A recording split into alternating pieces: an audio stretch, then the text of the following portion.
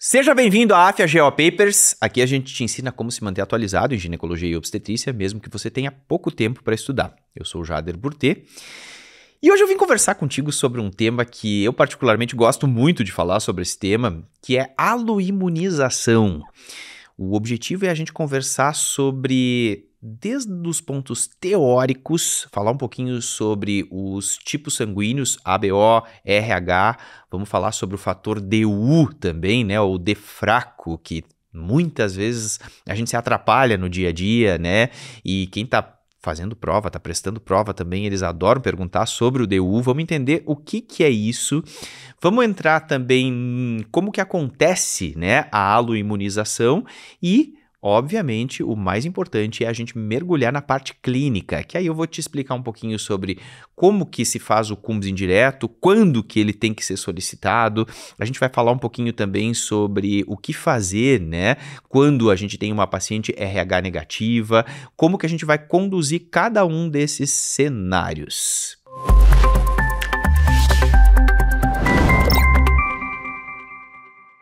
Então, a primeira coisa, vamos falar sobre os tipos sanguíneos, né, sobre o sistema ABO, o sistema RH, né, e o qual é o grande problema, na verdade, né, em relação a esse tipo de incompatibilidade. A gente sabe que existe o grupo sanguíneo, né, a gente tem pessoas A, B, AB e O, e a gente tem o fator RH. O que é o fator RH? Na verdade, o fator RH é uma proteína que é expressa na superfície das hemácias, e essa proteína, na verdade, o grande gene que acaba produzindo essa proteína, ele é o gene D. Por isso que a gente, tecnicamente, fala mais em fator D, né, do que fator RH. Se usa muito mais do ponto de vista técnico, né, a presença do D, do antígeno D, do fator D, né, do que fator RH. Porque apesar de ter vários locos, vários loci gênicos, né, que transcrevem aí essa manifestação antigênica, a principal delas, a que tem relevância clínica, definitivamente é o D, é o fator D. O que acontece? Tem pessoas que expressam, então, esse antígeno D na superfície das hemácias e tem pessoas que não expressam. Aquelas que expressam o antígeno D vão ser chamadas de RH positivas, aquelas que não expressam vão ser chamadas de RH negativas.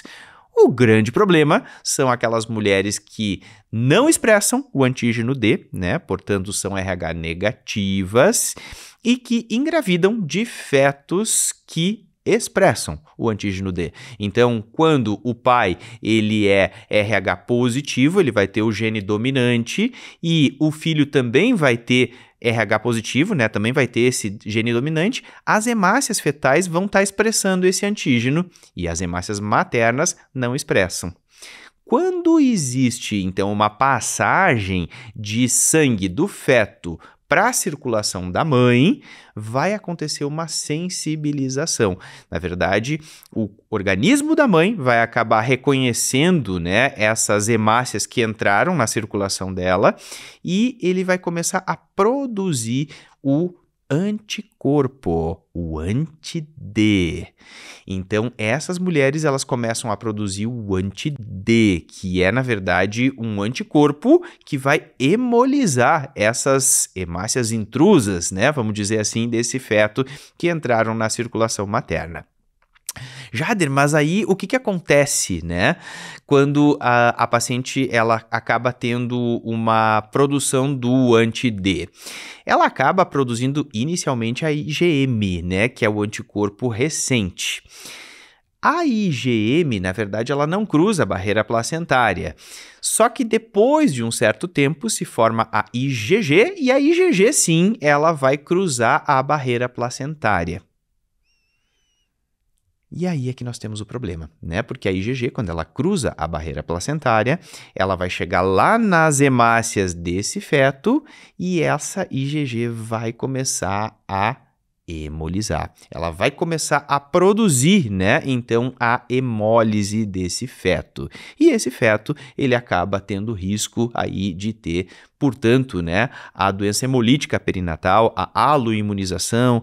Tem escolas que gostam de usar o termo isoimunização, né, mas é tudo a mesma coisa, né? Então, a aloimunização é justamente essa incompatibilidade, justo porque essa paciente produziu anticorpos que vão acabar hemolizando as células fetais.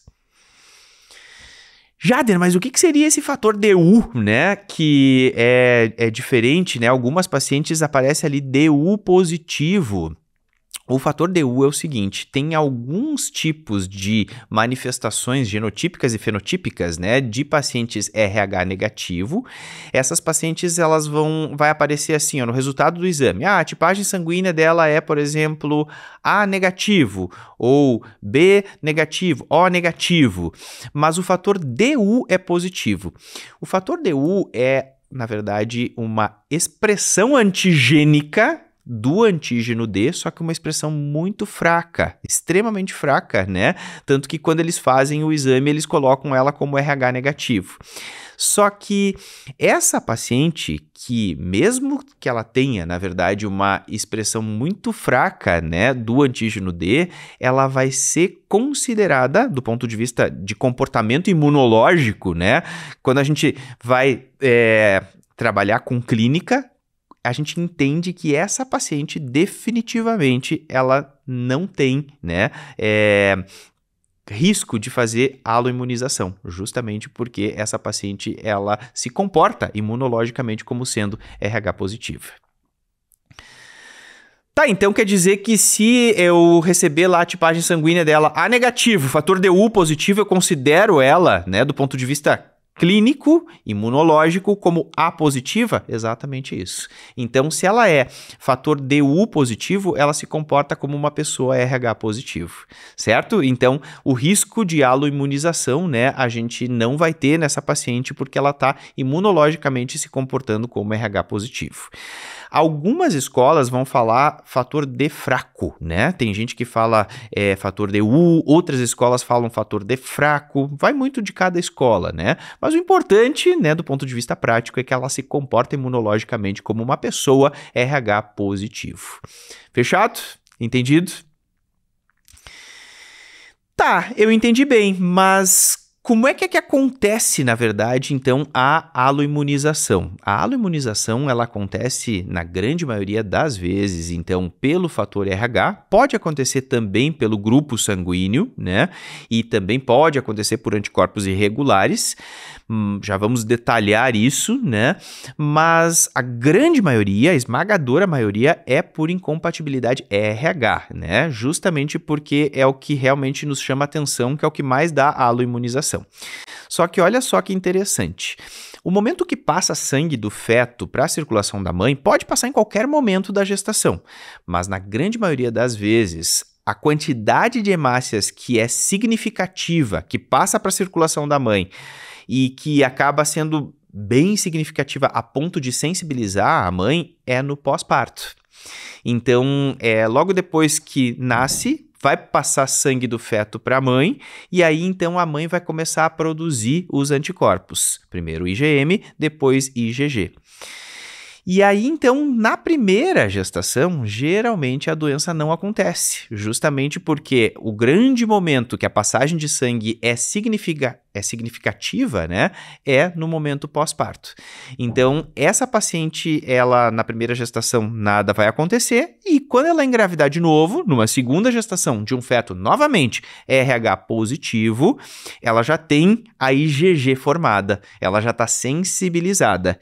E essa IgG que já está formada, ela cruza a placenta. Lembra que IgG é um anticorpo capaz de cruzar a barreira placentária, e aí, então, vai acabar fazendo hemólise do feto. Então, pode acontecer na primeira gestação? Pode, é claro que pode, a gente sabe que pode acontecer na primeira também, né? Às vezes tem ali uma passagem de sangue muito inicial, às vezes a paciente teve uma ameaça de aborto e acabou se sensibilizando já no início da gravidez. Pode, com certeza pode, mas é bem mais comum, né, na prática, isso acontecer na segunda gestação. Por isso que a gente tem que agir, né, depois que nasce esse bebê e também durante a gestação, já vamos falar sobre isso, fazendo a profilaxia, fazendo a imunoglobulina, né? Justamente para a gente evitar que isso aconteça. Então, a aloimunização ela acontece com muito mais frequência, né, em gestações subsequentes, mas pode acontecer. Então, aquela coisa, né, de nunca acontece numa primeira gravidez, não é verdade. Pode também acontecer em uma primeira gravidez, sim.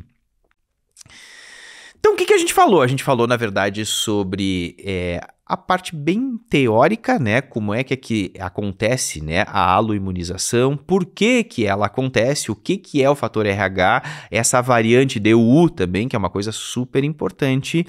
E agora eu quero te convidar para, na nossa área restrita aí do aluno, a gente falar bem aprofundadamente em relação à parte clínica, a parte técnica, de tudo isso, né, o que nos importa do ponto de vista técnico.